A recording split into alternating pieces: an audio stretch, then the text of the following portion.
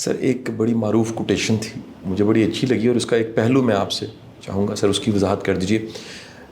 کسی نے کہا کہ جو اللہ کا کرم ہے اس کی ایک یہ دلیل ہے کہ آپ کی زندگی میں اچھے بندے آتے، ساتھ ہی یہ لکھا ہوا تھا کہ ان اچھے بندوں کا ٹک جانا آپ کی زندگی میں یہ پھر آپ کا فن ہے کہ آپ خیر کے بندوں کو ریٹین کر سکیں۔ سر کچھ لوگ بڑے بڑے اچھے قابل بندوں کو بھی ریٹین نہیں کر سکتے سر، اس کی کیا وجہ ہوتی ہے سر، اور ایسے لوگوں کے لیے کیا سجیشن؟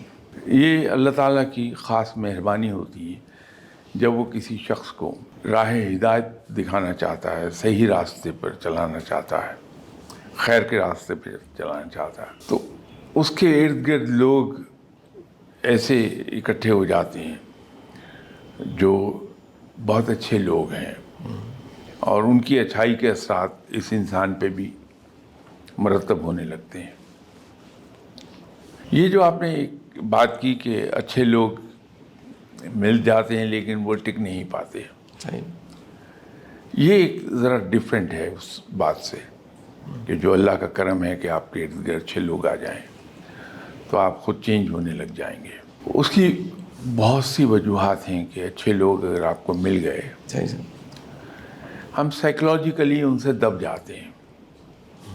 اگر میں بیٹھا ہوں اور 4-6 لوگ بیٹھے ہیں اور میں ایک اچھا انسان ہے، وہ محفل پہ چھا جائے گا، میری شخصیت دب جائے گی۔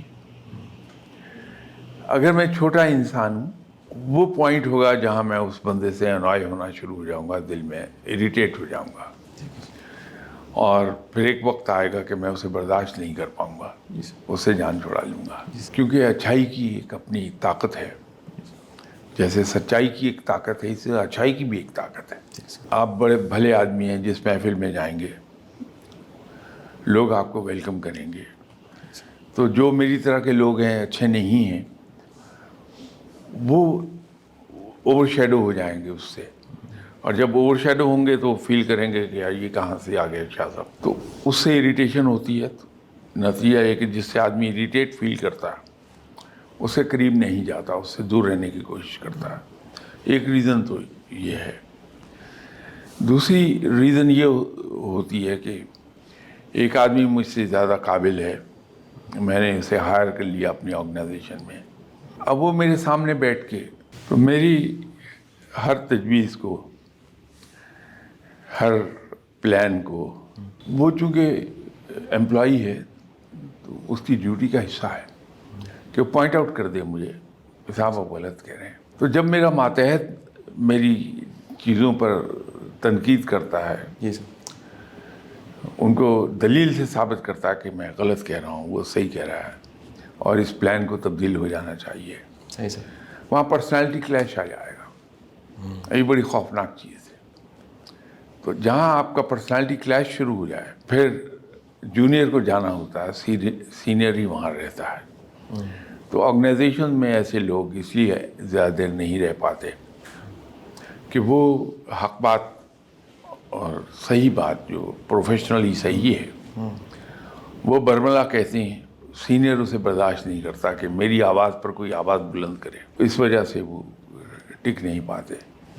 گھر میں آپ کا پرسنالٹی کلیش آ جائے گا ایسے بچے کے ساتھ جو آپ کی کریکشن کرنا چاہتا ہے کہ وہ زیادہ قابل ہے، زیادہ ایکسپوئر ہے، اس کا مینٹل ہورائزن زیادہ براڈ ہے، تو ایک بات آپ کہہ رہے ہیں اپنے پرانے علم کی بنیاد پہ، جبکہ ایک نسل گزر گئی اس علم کو حاصل کیے ہوئے۔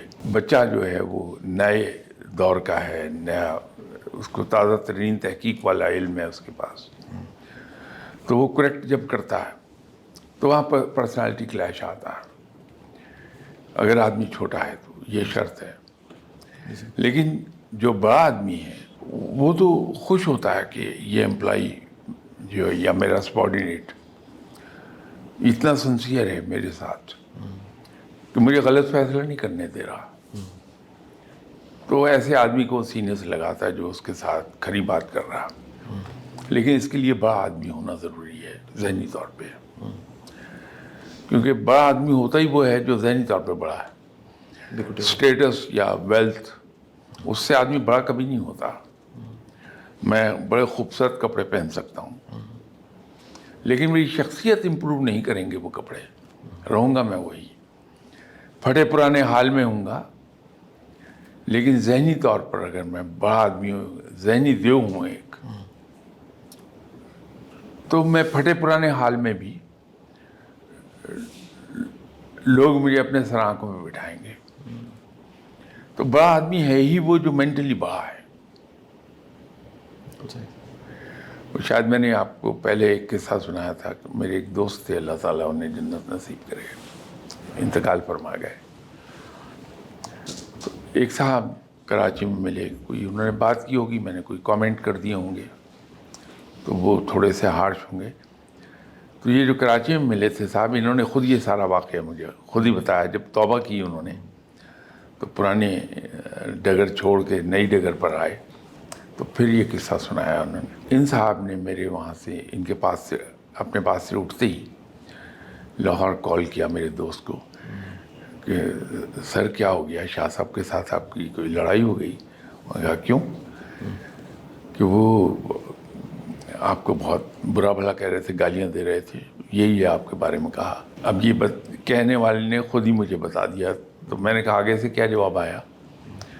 کہ آگے سے جواب آیا کہ کوئی بات نہیں، وہ دوست ہے میرا، میٹنگ میں گیا ہوا تھا، وہاں کہیں تلخی ہوئی ہوگی تو اس کا غصہ مجھ پہ نکال لیا، تو کیا ہو گیا، he is a friend, he has a right. انہوں نے بتایا کہ مجھے آگے سے یہ جواب دیا تھا۔ میں نے اپنے دوست سے ایک دن پوچھا، میں نے کہا فلاں صاحب نے آپ سے یہ بات کہی تھی؟ ہاں کہی تھی مجھے۔